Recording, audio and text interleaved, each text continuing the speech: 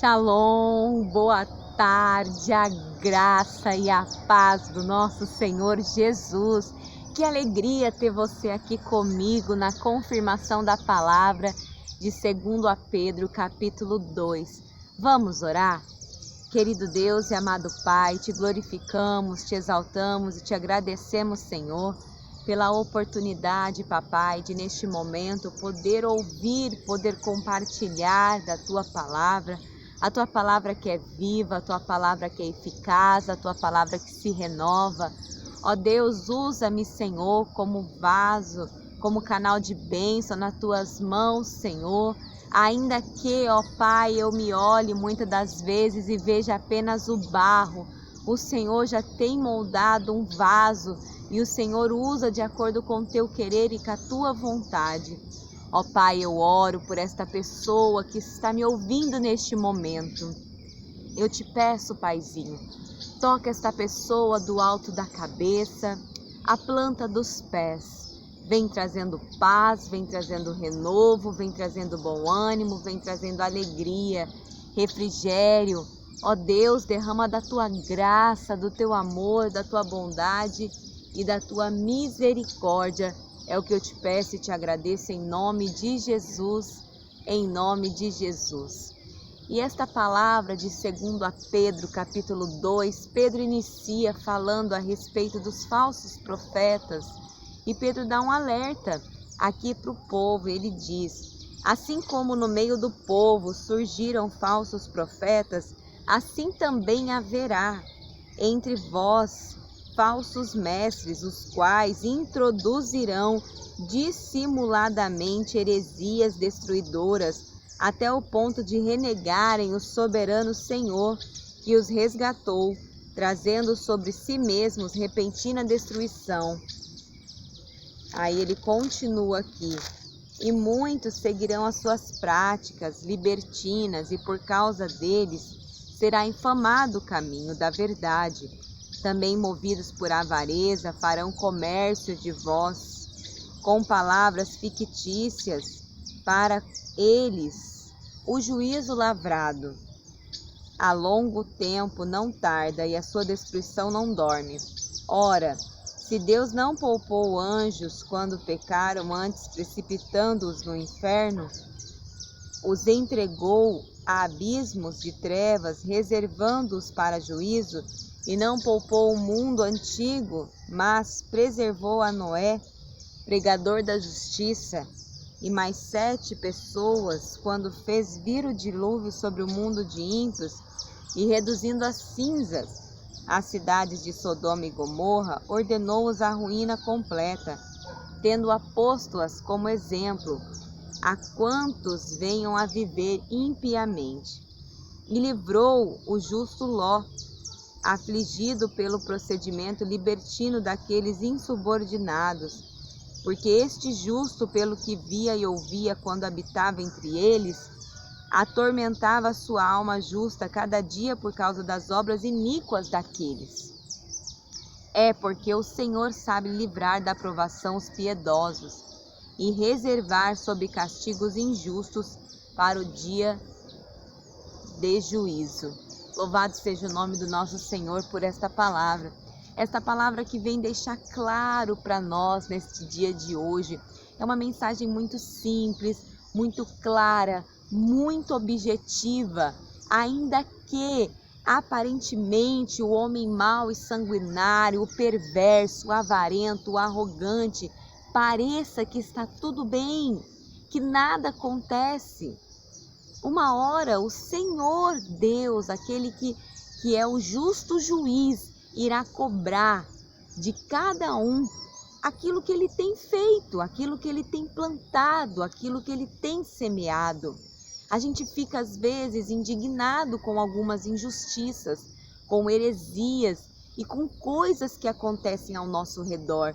Mas eu falo, feliz é aquele homem que sabe cuidar da sua vida espiritual e faz por onde viver uma comunhão genuína com Deus, sem ficar olhando para a direita ou para a esquerda.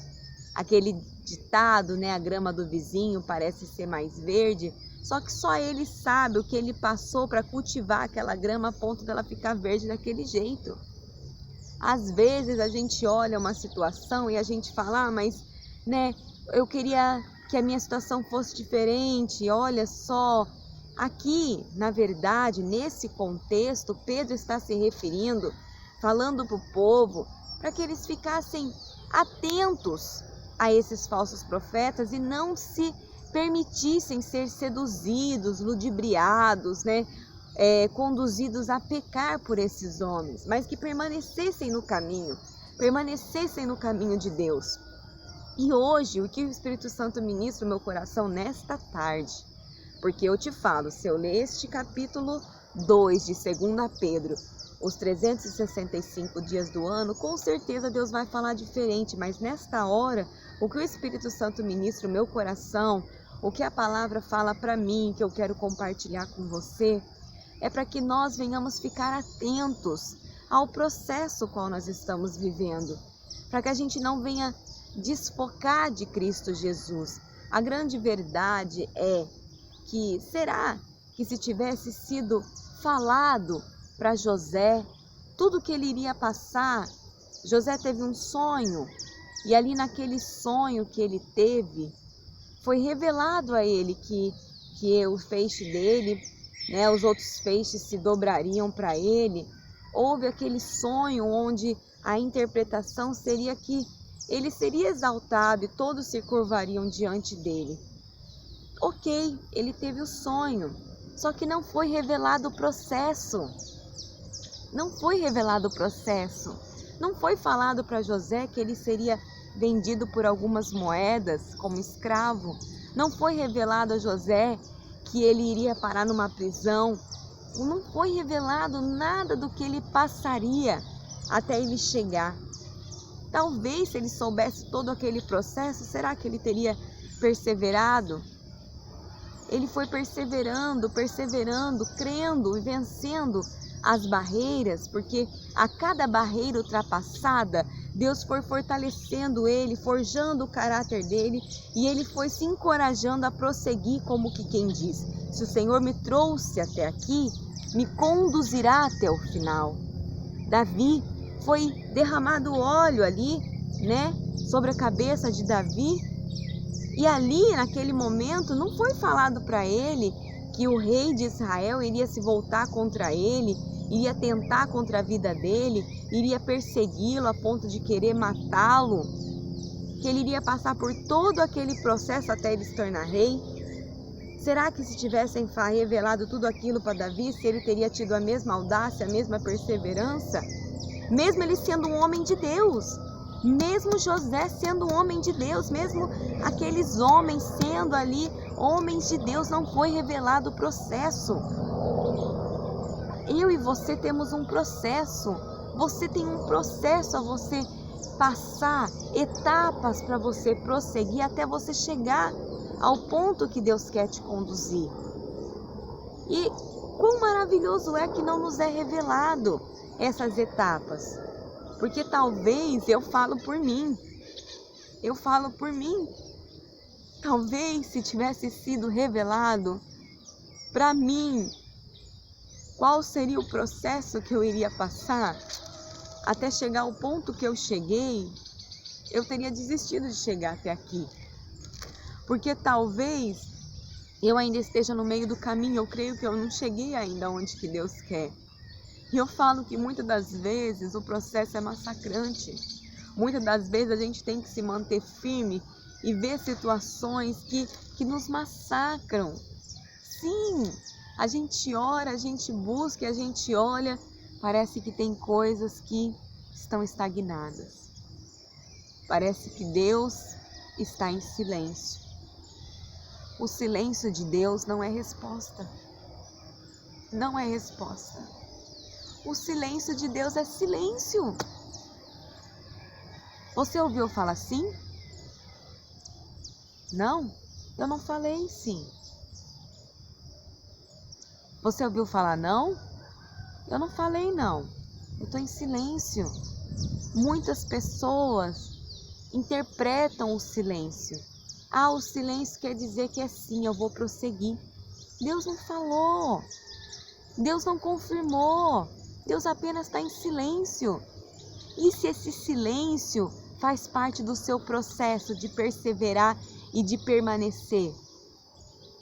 Aqui nessa palavra de 2 Pedro, Deus me levou a muitas reflexões nesta tarde, neste dia. E aqui fala no versículo 15, né? Que abandonando o reto caminho, se extraviaram, seguindo pelo caminho de Balaão, filho de Beor, que amou o prêmio da injustiça, recebeu, porém, castigo da sua transgressão, a saber, um mudo animal de carga, falando com a voz humana, refreou a insensatez do profeta. Essas tais são como fontes sem água, como névoas, impelidas pelo temporal. Versículo 21. Pois melhor lhes fora nunca tivessem conhecido o caminho da justiça, do que após conhecê-lo, volverem para trás, apartando-se do santo mandamento que lhe fora dado. Com eles aconteceu que, de certo adágio verdadeiro, o cão voltou ao seu próprio vômito, a porca lavada voltou a revolver-se na lamaça. Aqui diz que para os judeus, tanto cães quanto porcos eram animais impuros. Cães eliminavam suas impurezas internas vomitando. A limpeza removia impurezas externas do porco. Mas tanto os cães quanto os porcos, por natureza, retornam à fonte de sua contaminação. Pedro usou essas metáforas para enfatizar a inclinação dos falsos profetas a retornarem a uma vida de imoralidade e fingimento, mesmo que tenham conhecimento da verdade. Mero conhecimento intelectual da verdade não pode liberar da escravidão da natureza humana pecaminosa. Então quer dizer, você precisa se libertar de verdade, de tudo aquilo que te impede de prosseguir com Cristo.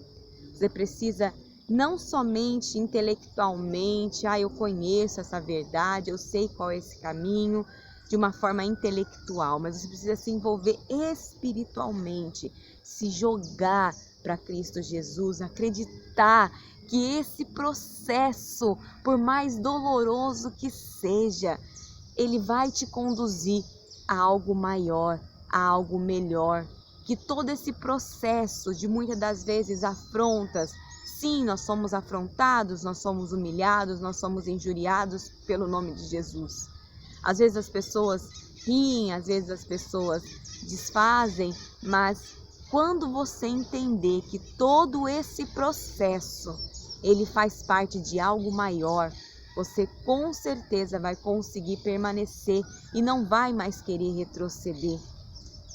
O falso profeta, aquele que não se relacionou com essa verdade, ele tem a verdade da letra. É uma verdade apenas intelectual, não é uma verdade internalizada, vivenciada. Nós precisamos viver a palavra de Deus de uma forma que nós não sejamos pessoas paralisadas por sentimentos que não agradam ao Senhor. Você precisa ser movida pelo amor. Você precisa ser movido pelo amor. O amor é esta palavra, o amor é esta verdade. Se apega com a verdade, com Jesus. As circunstâncias, as coisas passam. O que está doendo hoje, eu posso te garantir, por conhecimento de causa, por experiência própria. Algo que talvez esteja doendo de uma forma insuportável hoje, amanhã vai doer menos. Amanhã não vai ter mais essa intensidade. Apenas aprenda a respeitar o processo qual você está vivendo e a confiar verdadeiramente em Jesus. Amém? Que Deus abençoe poderosamente a sua vida. Shalom!